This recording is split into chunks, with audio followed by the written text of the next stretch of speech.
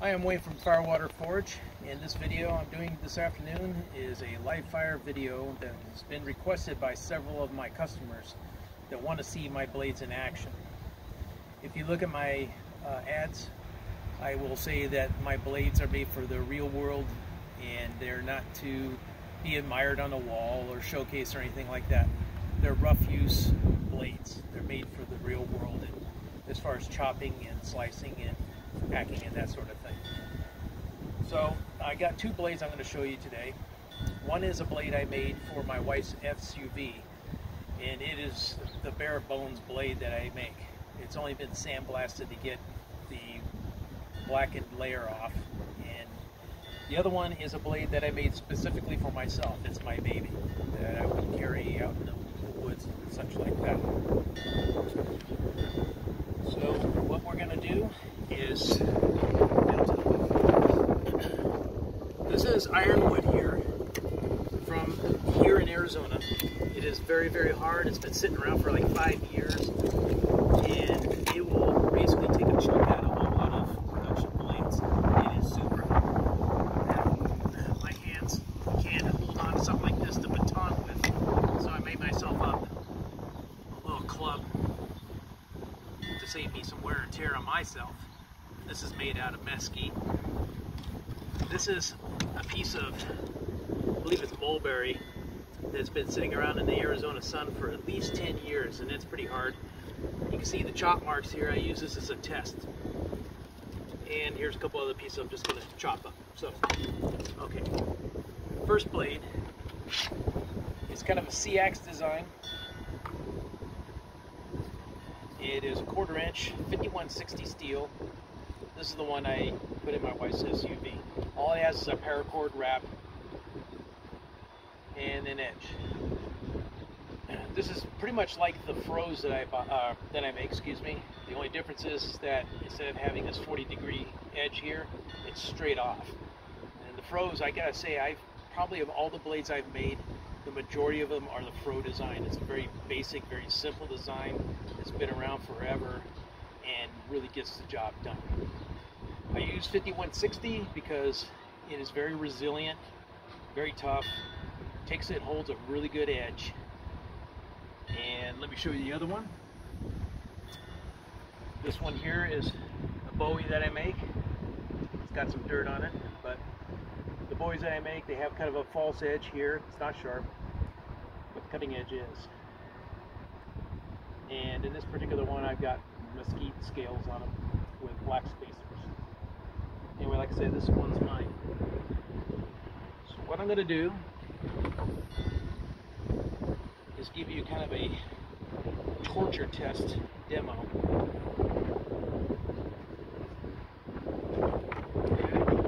It's off to the side. And we're going to go at the mulberry.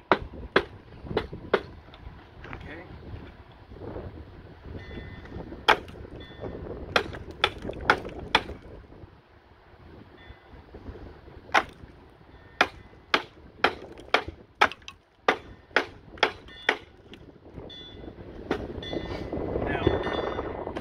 That's just a few hits. I'm going to torture this more.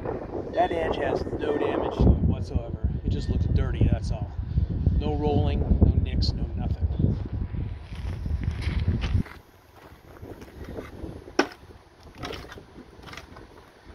So, I'm not here to malign Schrade or Buck or Cold Steel or any of those. I've had customers that have put what I'm about to do to the test with their blades, and they've sent me pictures with blades that were in less than stellar condition, probably going back to the factory for warranty.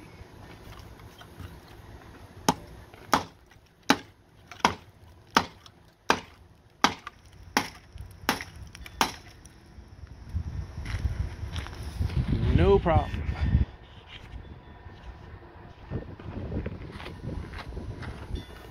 Okay. Good batoning, which is the worst thing you could do to a blade, right? Flip it over.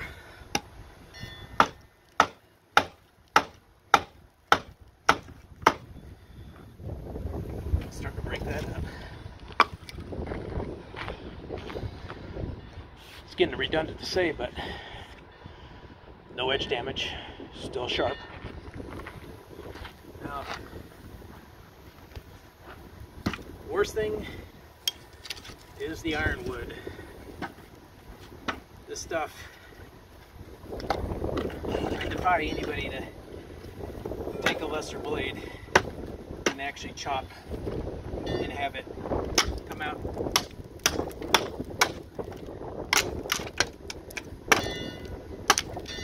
Pardon me, gotta get the angle right.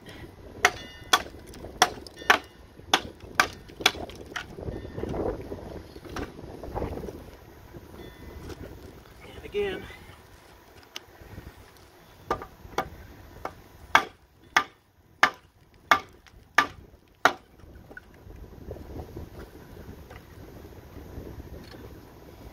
and I realize I probably look like a monkey out of 2001, the very beginning, swinging the bone. But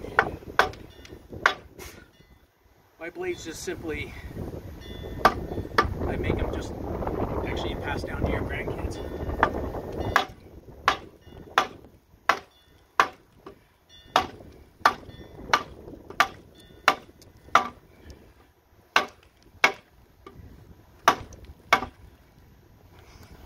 The only damage is my hand because of the shock going right up through that paracord wrapping. Anyway, no damage.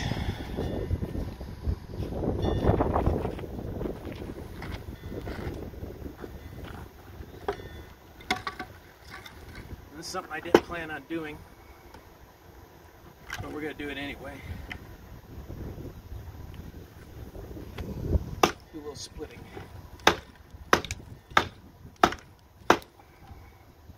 Man, that stuff's hard.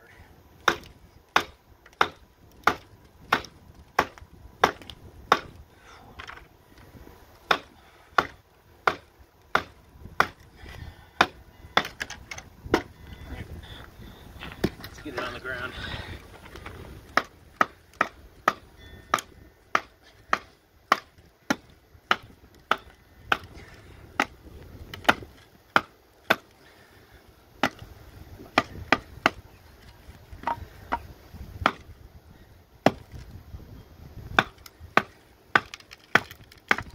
Here.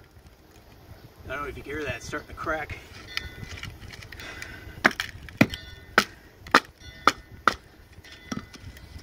Alright. Now I was mistaken. I grabbed the wrong piece of wood. That's not mulberry, that's actually mesquite that's locally grown. In some areas it kind of looks like that. But as you can see, that stuff is iron hard. And the most useful thing you could probably do with something like this is to baton firewood and such. That's what makes my blades, I believe, superior. Because you could do that all day long. This sucker isn't going to break. Alright. Now that's a brutal, bare bones blade.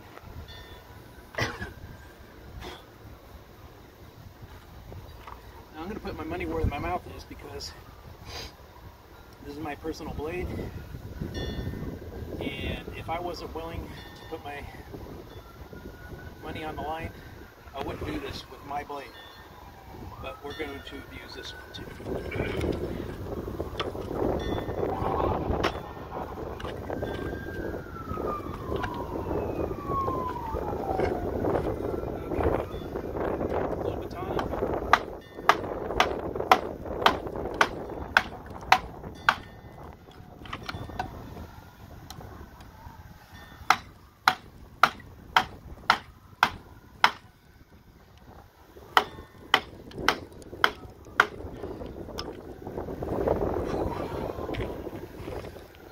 Dirty, no edge damage at all. No rolling, nothing. I could lightly rub my gloved finger across that. If there was anything there, it would catch. It's nice and smooth still. And you saw the furthest extent of my batoning was here. I wouldn't warranty my blades if you did it there. That's just stupid. You don't want to do that, because anybody who hammers on a Bowie tip like that, you're begging for trouble. So anyway, this one is also 5160 1/4 inch thick. And let's do the ironwood.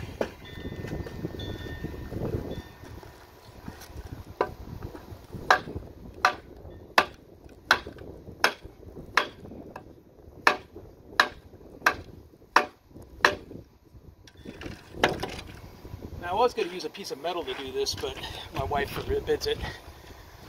She doesn't want me possibly dinging things. Sometimes what I do is do a test blade and I'll chop rocks with it, actually. Again, I don't know what else to show, because these things, see?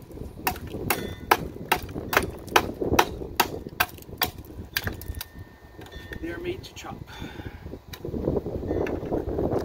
This thing is, we'll get a baton that has a wider target. Whenever you baton wood, by the way, if anybody's familiar with the show Alone, there was a young person, I think it might have been in Patagonia, but it might have been British Columbia. Anyway, they were trying to chop up wood with an axe or hatchet. They were holding it like that, it was going like that, and they cut themselves.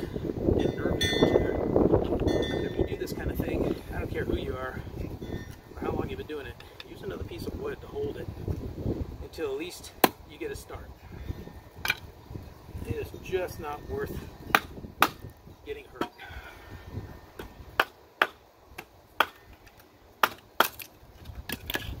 Okay.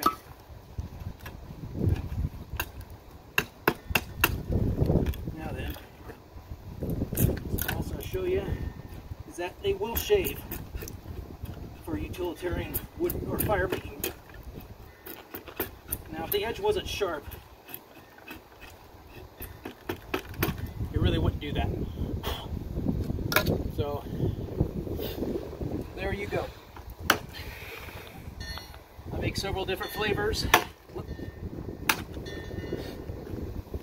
see if there's anything else I could say. They're very utilitarian in their use.